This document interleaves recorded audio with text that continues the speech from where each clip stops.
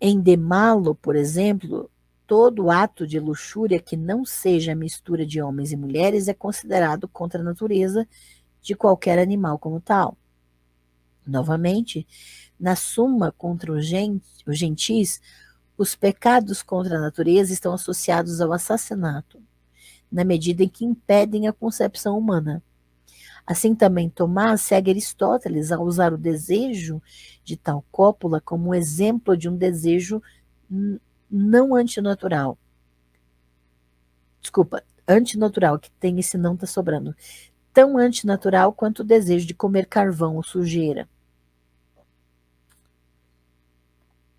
Por um lado, então, a releitura que Tomás faz das tradições morais coloca o vício sodomítico como uma espécie intermediária de uma classe subsidiária de pecados que não pode, por ser carnal, estar entre os mais graves.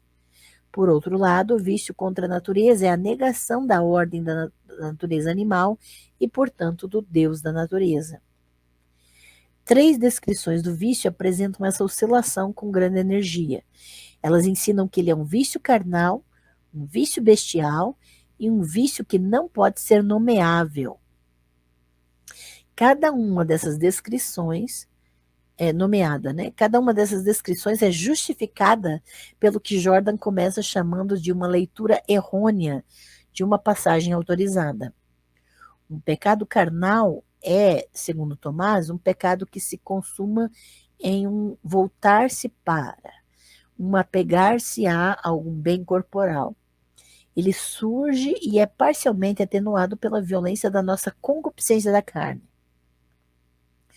Os pecados da luxúria são eminentemente pecados carnais, e em parte por causa da violência da concupiscência evidente neles. Na opinião de Tomás, a luxúria é um pecado porque permite a concupiscência para comandar o que é contra o bem comum, ou seja, contra a conservação da espécie humana. Olha a procriação aqui de novo. Mas esse relato oscila entre 2 diagnósticos de luxúria. O primeiro diagnóstico descobre um pecado de autoindulgência que resulta imediatamente na dissolução da alma. O segundo descobre um pecado que põe em risco o futuro da espécie pelo mau uso de seus poderes de reprodução. A instabilidade resultante pode ser vista claramente na leitura errônea que Tomás faz da conhecida citação das Confissões de Agostinho. E agora até Tomás de Aquino lê de forma errônea Agostinho. Então lembre-se do que Agostinho diz: atos vergonhosos contra a natureza devem ser detestados e punidos em todos os lugares e sempre, como foram o dos sodomitas. Se todas as pessoas fizerem isso, todas seriam consideradas culpadas do mesmo crime pela lei divina, que não criou os seres humanos para que eles usassem uns aos outros dessa maneira. Então veja que os sodomitas aqui são usados para comparar o rigor com que as pessoas serão punidas, ok? A sociedade que devemos ter com Deus é violada quando a natureza da qual ele é autor é poluída pela perversidade da luxúria. Tomás cita toda essa passagem de forma bastante incomum, ao responder a uma objeção de que os pecados contra a natureza são menos graves do que o adultério, o defloramento ou o rapto, porque não prejudicam o próximo. Ele responde com a citação de que os pecados contra a natureza são mais graves porque são cometidos contra Deus. Então, veja que